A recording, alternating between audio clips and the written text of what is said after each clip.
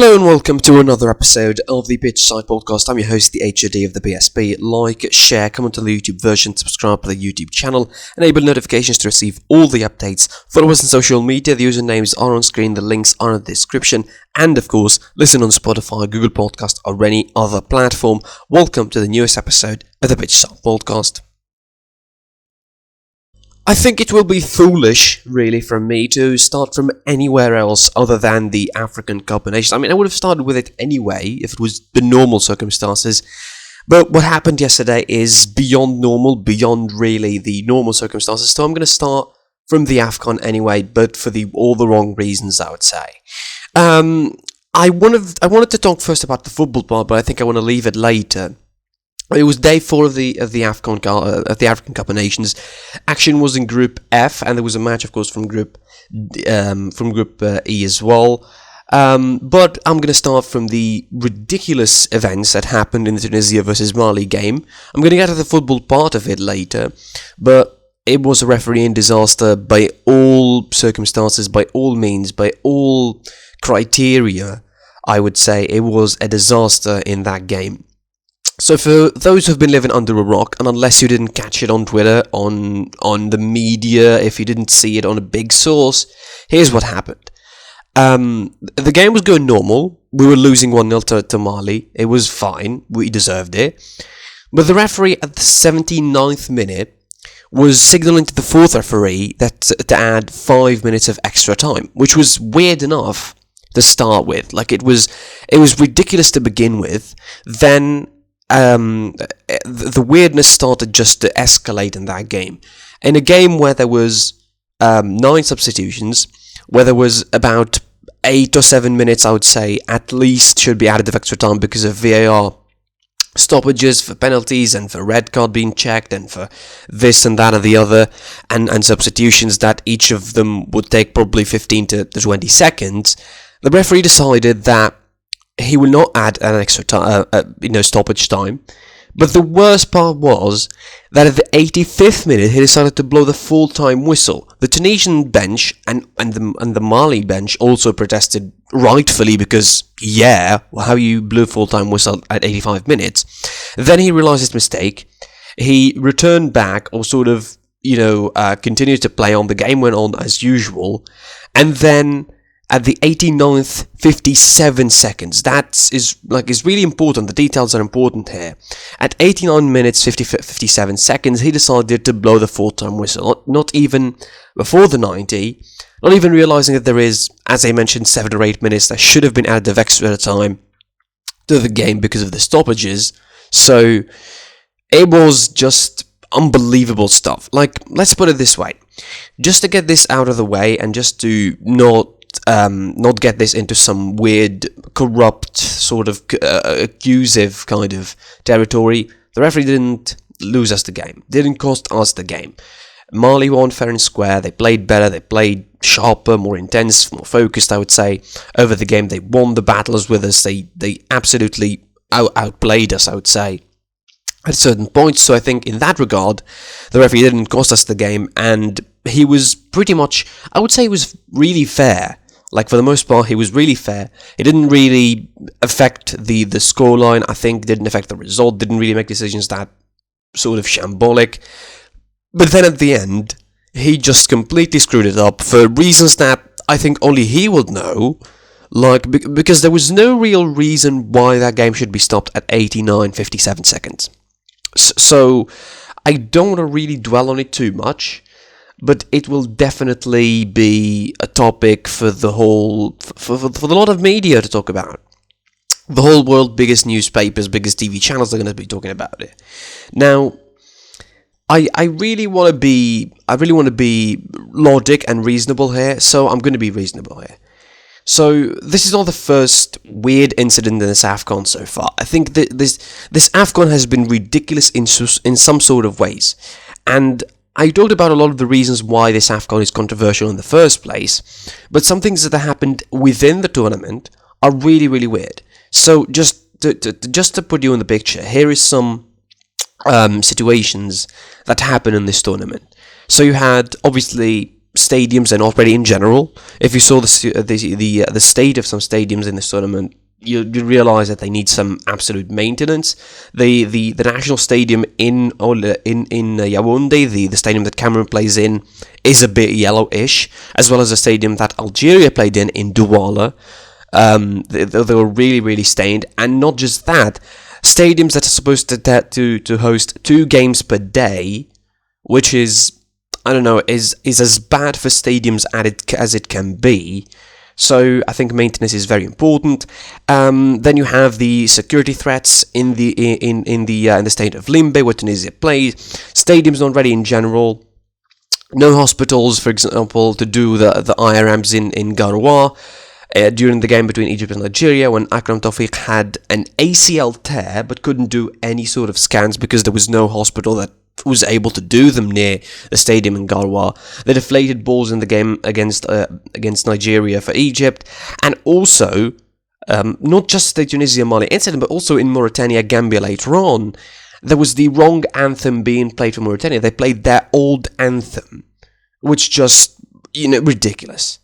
And I'm not saying this from a hateful place, because I'm an African. I'm a Tunisian. I want to watch an African Cup of Nations being in the best way possible, painted in the best light possible, broadcasted by all the channels in the world, and I want to watch people talk about it. But this comes from a place of love. This comes from a place of ambition for our continent to be better, to progress, to absolutely, get away from the control of European football, from the control of FIFA.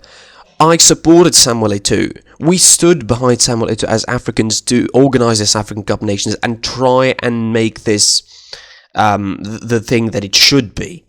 But in the end, we ended up talking about anything but football. We ended up talking about, these weird incidents, and we were forced to talk about other things than football because it was just too many. And here's another kicker.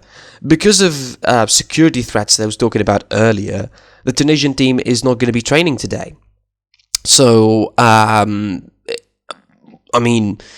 it just blows my mind why Samuel Eto'o, why the Cameroonian FA, why the Confederation, or the African Confederations, was so adamant to host this tournament in the first place. Like, it's just ridiculous. I think the perspective of Samuel Eto'o is going to change so much after this tournament, and after seeing the misery that this tournament has.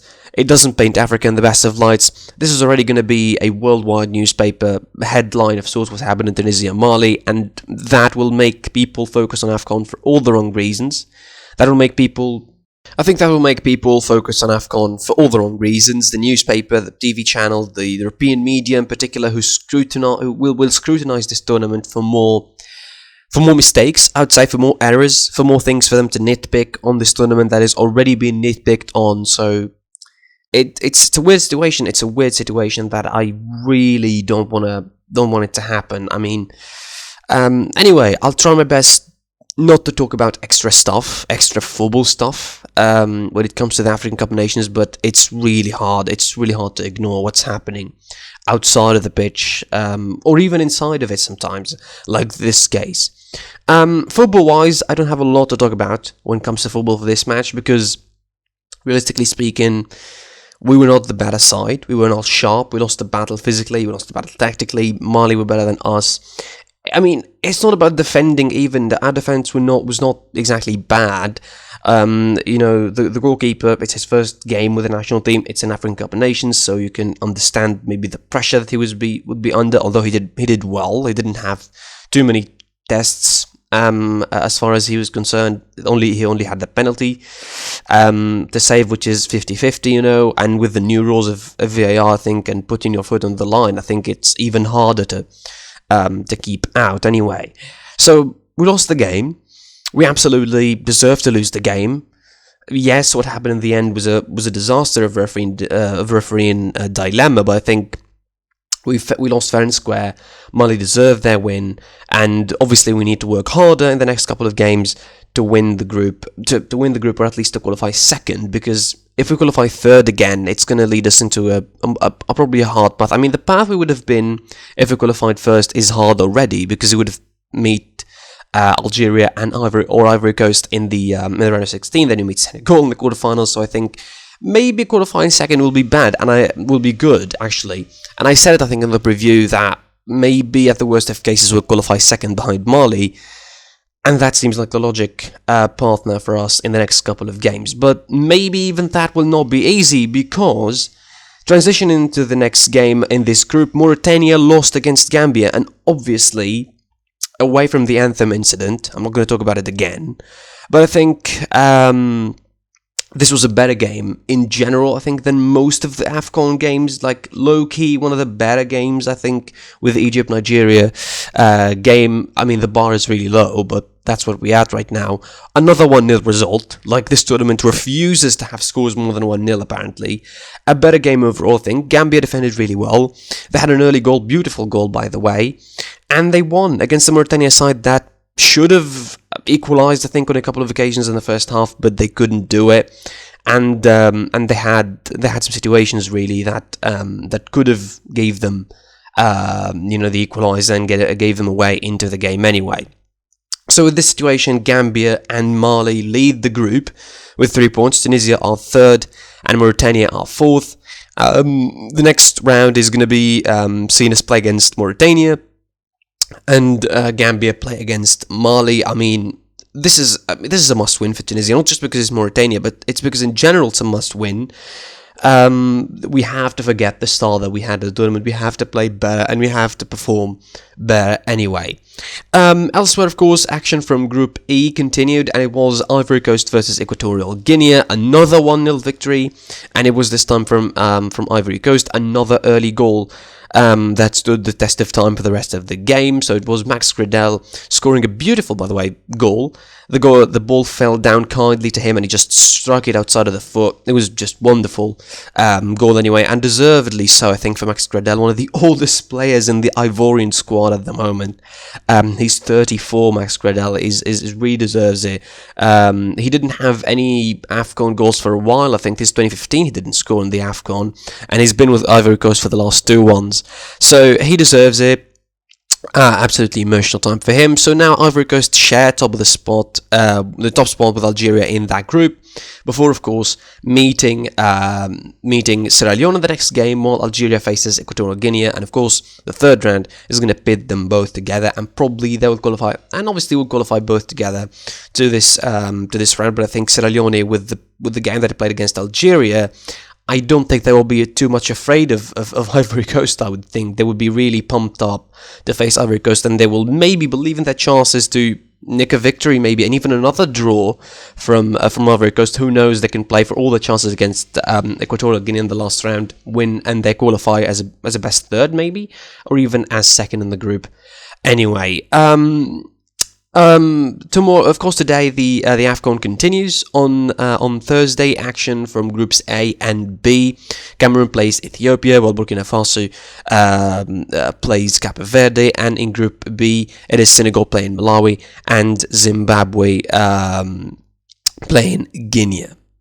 From the Afcon and its weirdness, we go to something, I think, much more logic, I think, and really much more reasonable and enjoyable. The Supercopa de España. Of course, it was Barcelona versus Real Madrid in Saudi Arabia in the semi-finals of the Supercup, and it was a wonderful Clásico. It was amazing. I think it pushed me up from the inside watching it after that sort of weird day I had watching the African Cup Nations. Barcelona came to this game having a full squad, I think, for the first time in a while. I mean, or near a full squad, I would say. For Barcelona, Ferran Torres was available, Dani Alves was there, the return of Ansu Fati from injury, Pedri was available as well for COVID layoff. It was good, I think, that Barcelona had a full strength squad to really test themselves, I think, and test how the full squad would work under Xavi now. Real Madrid, with the usual star power, the usual lineup 4-3-3 of Casemiro, Kroos and Modric in the middle, Vinicius, Asensio and Benzema up front. No Alaba, as he had tested positive for COVID, so they had to take him out. Nacho Fernandez started for him. They started better, Real Madrid. They were much quicker, I think. Their plan was obvious, to play on the counter, because they know that Barcelona's midfield is pretty slow. Particularly behind Busquets when they play the 4-3-3, because Busquets can't do it on his own anymore. # surprises. But Barcelona tried to play wide, on the other hand, while in possession, because they wanted to sort of breach the right-hand side for Real Madrid. Dani Carvajal, I think, who played a really, really good 90 minutes, because that game went to extra time, spoilers. Real Madrid tried to be on the counter, play on the counter, while Barcelona tried to penetrate the left sides, the left spaces in particular, playing crosses to Luuk de Jong inside the box, who I thought had a decent game, had a couple of good attempts, is improving, and is still continuing his upwards trend, I think, with Barcelona at the moment. Barcelona, yes, they were the better side in terms of possession, but obviously they left too much space, and as I mentioned, the quickness and the lethalness of Real Madrid attack when they counter is just another level completely. Vinicius Jr. scored the first goal for Real Madrid in the 26th minute of the first half, after a brilliant counter-attack, well set up by Casemiro, of all people, from a really deep pass from behind. That goal, I think, forced Barcelona to play better, and they started pressing even higher, they started getting sharper, and that's what we were talking about always for Real Madrid. When you press them, they make mistakes, and they did in the equaliser, as the ball was not well cleared enough. It ricochets off Luuk de Jong and into the net. In the second half, Barcelona played better. They started better as well. They had the bigger of chances, I think. As far as I'm concerned, Luuk de Jong had a couple as well. He was subbed off, and Ansu Fati was subbed in for more sort of attacking intent. Pedri was introduced as well. I think Ousmane Dembele had a decent game in general. Dani Alves was replaced as well. And there were a lot of substitutions to give Barcelona freshness in the second half, but also, I think, with a lot of attacking intent in those substitutions. There was not a lot of defensive options, I would say. And that was really bad, because once Real Madrid got under control of the game, once they got to find enough spaces again, as they did, and they tried a couple of counterattacks before scoring the second goal for them, thanks to Karim Benzema, of course, in the 66th minute, when we thought, okay, Real Madrid are controlling the game now, they will try and hold this goal until the end, but they couldn't do that because Barcelona dominated again as Real Madrid regressed to the back and thought about managing the game from there. They couldn't. Ansu Fati from a cross, nonetheless, from Ousmane Dembele, equalises Barcelona in the 83rd minute and takes the game to extra time. I mean, I'm describing the game very mundanely, but it was a really wonderful game. Chances from both sides. There were too much good football in this one to enjoy, really. The extra time, I think, wasn't what you expect, because usually you expect at extra time things that will go pretty slowly and just lead to penalties because both teams will feel tired. It wasn't the case, I think. Real Madrid made the better substitutions. Ancelotti put in Valverde for Modric, and it paid off big time as he scored the third goal and the winning goal for Real Madrid in this semi-final. And guess what? It was from a counter-attack. Unsurprisingly, it was a weird counter-attack, 4 against 2 for Real Madrid. There was too much space. Vinicius Jr. had the luxury to just let the ball go behind him and for Valverde, who coolly finished it in the back of the net. It was 3-2 for Real Madrid. Great semi-final overall. I think a good game for Barcelona. Xavi would take the positives from this as well. The players played well. The return of Pedri. I think Ferran Torres, in his first outing with the side, didn't exactly impress, but still has time, of course, to recover and really show himself and show his quality in Barcelona. The young players did well. I think Gavi, Pedri, Nicolas Gonzalez, they did really well. Ansu Fati in his return was good, although a little bit rash in his decisions. Some of the situations he was in could have been dealt with better, I would say, as far as Ansu Fati is concerned. But definitely a good game for Barcelona, something that will take home and they will, I think, improve upon, because they have so much coming up in this season. Of course, they still have games in La Liga, and also they have the Europa League, to play for, and the Copa del Rey as well. So they have a couple of titles that could legitimately play for this season, as far as they are concerned. And this is a really good turnaround, I think, from the bad start of the season they had. The second semi-final, of course, will feature Atletico Madrid playing Athletic Bilbao, Athletic Club, and the winner, of course, will face Real Madrid in the final on Sunday. From Spain, we go to Italy, and it was also a Supercup in there as well, as Inter Milan defeated Juventus 2-1 in, I think, what I can only be describing as a less exciting game than the Classico, at least the part that I watched. I watched most of the second half and the extra time as well. From what I gathered in the first half, it was a great performance, I think, from Juve in general. They tightened things up against Inter. They didn't left them a lot of spaces, I think, particularly from the second half onwards, because in the first half, Inter Milan were the dominating side, although Juve were the ones who took the lead thanks to Weston McKennie into 25 minutes. Then 10 minutes later, Inter Milan equalised thanks to a penalty converted by Lautaro Martinez. In the second half, I think things were pretty tight. Because I watched like 25 or 30 minutes of that second half. There was not a lot of chances, although there was a couple of attempts for Juve, but I think it was a more typical, more Italian old school game in the second half. It was pretty feisty, and defences were on top in that one. But couldn't hold Inter back enough, because Inter Milan controlled the game, I think, for that second half. And I think this is the kind of game where you thought at extra time, yes, the penalties are looming and we're going to go to penalties, unlike the Classico where I thought, yeah, it was ping-pong football, kind of open, and anything could happen. This Inter-Juventus game felt like the penalties are looming and we're going to penalties probably, and it's going to be a long night, but it wasn't.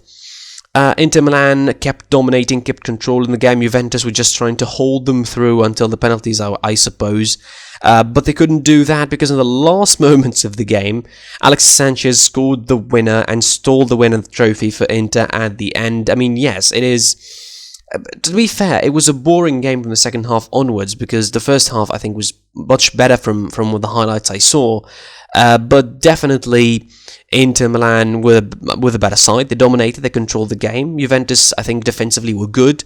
They had a good defensive performance, but overall they didn't really push for the win as much as they expected. And by the extra time, I think Inter Milan completely took the game under their control.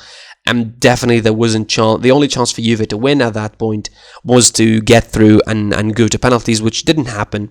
And Inter Milan stole the win, as I mentioned, at last, which means a good win, I think, for Inter Milan, a good trophy. Juventus lose one trophy that potentially they could play for, because I don't think they will play for the Champions League or the Serie A, so I think their legitimate chances were just in two trophies, I think, this season. This one is lost, and still the Coppa Italia, of course, to play with, where in the round of 16, Atalanta beat Venezia yesterday as well, in a separate game in Italy. Again, overall, Inter deserved to win because they dominated the game. They went for it, I would say, more than Juventus did. Juventus were classic. This was classic Allegri, I think, for Juventus for most of the second half, also, and the extra time. Defending, trying to tighten things up against the midfield of Inter, of course. They had Bonucci back, I think, which is a positive. They still don't have Chiellini, of course. They had De Ligt suspended, so not available for this one. Inter Milan also made some changes, I think, and had to modify because of, obvious rotation is needed when you have league games on the weekend as well.